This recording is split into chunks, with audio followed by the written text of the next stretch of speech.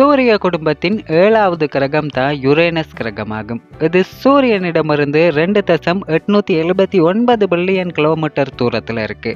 இந்த யுரேனஸ் கிரகத்தை 1789ஆம் ஆண்டு வில்லியம் எர்ச்சல் என்ற வானியலாளர் தான் கண்டுபிடிச்சிருக்காரு. சூரிய குடும்பத்தின் 3வது மிகப்பெரிய கிரகமாக யுரேனஸ் கிரகம் இருக்கு.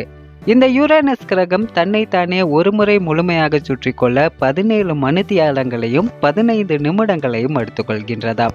அதே போல சூரியனை ஒருமுறை முழுமையாக சுற்றி வர 87 பூமி ஆண்டுகள் ஆகின்றதாம்.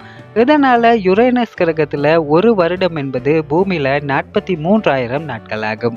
யுரேனஸ் கிரகம் ஒரு வாயு கிரகமாக இருப்பதனால இதன் வளிமண்டலத்தில் பெரும்பாலும் ஐதரசன், ஈலியம், மீத்தேன் போன்ற பல்வேறு வாயுக்கள் காணப்படுகின்றதாம். அதோடு யுரேனஸ் கிரகத்தை சுற்றி 11 மிகப்பெரிய வலயங்களும் இருக்குதாம்.